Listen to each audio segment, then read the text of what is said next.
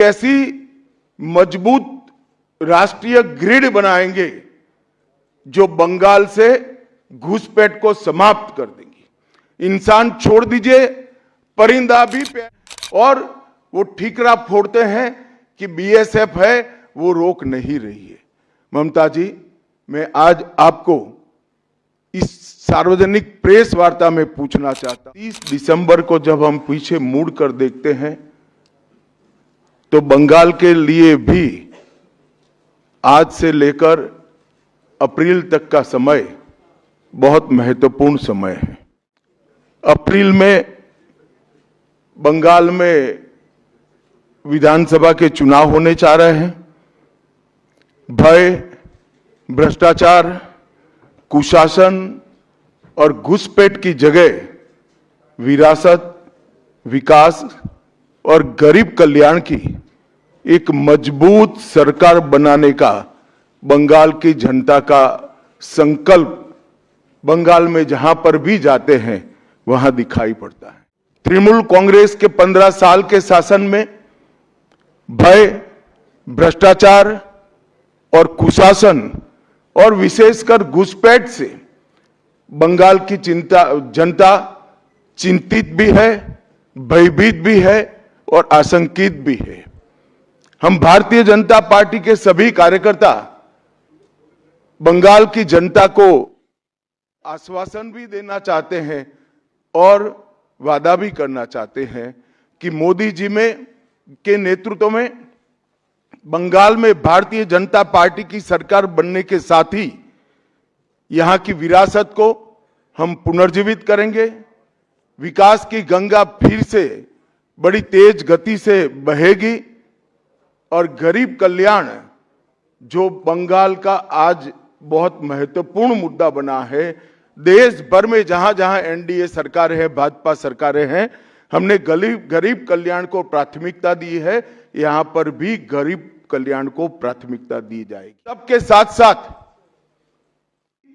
मजबूत राष्ट्रीय ग्रिड बनाएंगे जो बंगाल से घुसपैठ को समाप्त कर देंगी। इंसान छोड़ दीजिए, परिंदा भी पैर नहीं। इस प्रकार की एक मजबूत ग्रिड की रचना हम करेंगे और न केवल घुसपैठ रोकेंगे, सारे घुसपैठियों को चुन चुन कर भारत के बाहर निकालने का काम भी भारतीय जनता पार्टी की बंगाल सरकार करेगी। ममता बनर्जी के नेतृत्व में भ्रष्टाचार के कारण पूरे बंगाल का विकास एक प्रकार से थम गया है। मोदी जी की सारी लाभकारी योजनाएं जो पूरे देश में गरीबी का उन्मूलन कर रही है, यहां पर टोल सिंडिकेट के भेंट चढ़ चुकी हैं और हर योजना डेड एंड पर पहुंच चुकी है। भय और भ्रष्टाचार ये बंगाल का पहचान बना हुआ है। बीजेपी सरकार का संकल्प 15 अप्रैल 2026 के बाद जब भाजपा सरकार बनेगी, बंग गौरव, बंग संस्कृति, उसके पुनर्जागरण की हम फिर से शुरुआत करेंगे। विवेकानंद जी, बंकिम बाबू और गुरुवर टैगोर और श्यामा प्रसाद मुखर्जी के स्वप्न का बंगाल बनाने का हम फिर से एक बार प्रयास करेंगे। आज मैं फिर से एक बार कहना चाहता हूं, भारतीय जनता पार्टी के लिए ये बंग भूमि बहुत पवित्र और बहुत मायने रखने वाली है, क्योंकि हमारी स्थापना, भारतीय जनता पार्टी की स्थापना, भारतीय जनसंघ की स्थापना यही बंग भूमि के बड़े नेता श्यामा प्रसाद मुखर्जी ने की है। आज जब मैं कह रहा हूं कि इस बार 26 के बंगाल के विधानसभा चुनाव में बंगाल में हमारी सरकार बनेगी, इसका मजबूत आधार भी भारतीय जनता पार्टी के पास है। को 2014 से 2024 तक के चुनाव के यात्रा के परिणामों को बताना चाहता हूं। 2014 के लोकसभा चुनाव में हमें 17% वोट मिले थे और 2 सीटें मिली। मेरी बात जरा सभी पत्रकार बंधु ध्यान से सुने। 2014 के चुनाव में हमें 17% वोट और 2 सीट मिले थे। 2016 के विधानसभा चुनाव में हमें 10% वोट मिले और विधानसभा की केवल 3 सीटें मिली थी। फिर 14 से 19 के बाद 19 के लोकसभा चुनाव में हमें 41%, 41% वोट मिले और 18 सीटें मिली। और 21 के विधानसभा चुनाव में हमें 38 वोट मिले और 77 सीटें मिली।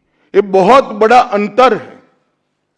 जिस पार्टी को केवल 3 सीट मिले थे, वो पार्टी 5 साल के ही अंतराल में 77 सीट प्राप्त करी।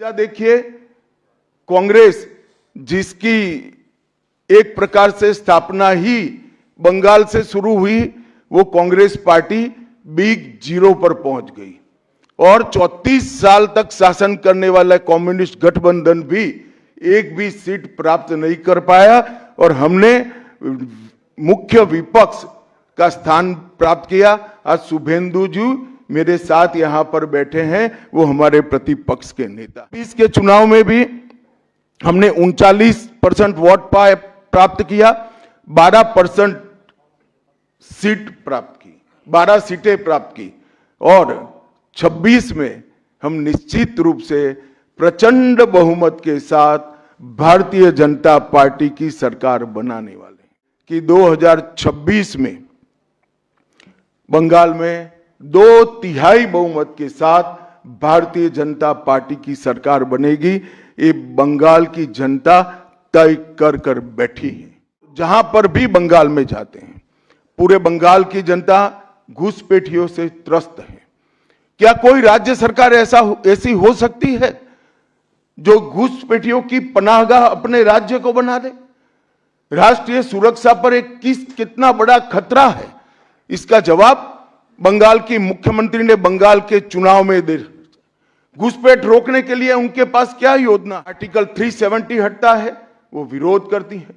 सीएए लाकर बंगाल के शरणार्थियों को नागरिकता देने का हम कार्यक्रम करते हैं और वो ठीकरा फोड़ते हैं कि बीएसएफ है, वो रोक नहीं रही है। ममता जी, मैं आज आपको इस सार्वजनिक प्रेस वार्ता में पूछना चाहता हूं, कौन सी सरकार है बांग्लादेश की पूरी सीमा पर बंदी करने के लिए, बॉर्डर पर फेंसिंग करने के लिए जमीन नहीं देती है?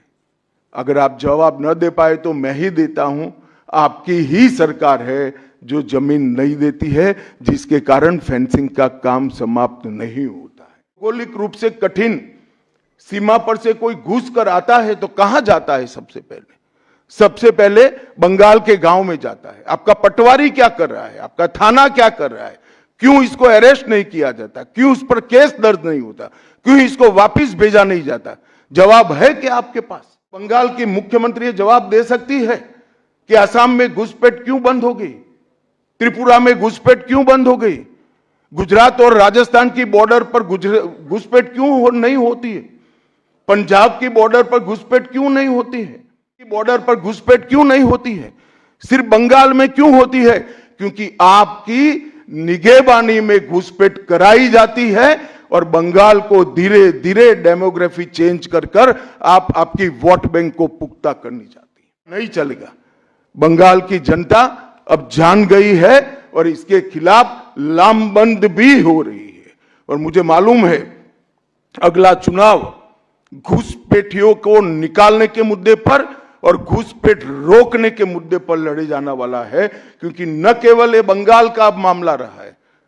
मैं आज बंगाल की जनता को इस प्रेस वार्ता के माध्यम से बताने आया हूं कि बंगाल की बॉर्डर से हो रही सिर्फ बंगाल का मामला नहीं रहा है, अब ये राष्ट्रीय सुरक्षा का मामला है। देश की संस्कृति को बचाना है, देश की सुरक्षा को सुनिश्चित करना है, तो बंगाल की बॉर्डर सील कर दे, ऐसी देशभक्त सरकार यहां लानी पड़ेगी जो ममता बनर्जी नहीं कर सकती, केवल और केवल भारतीय जनता पार्टी कर सकती।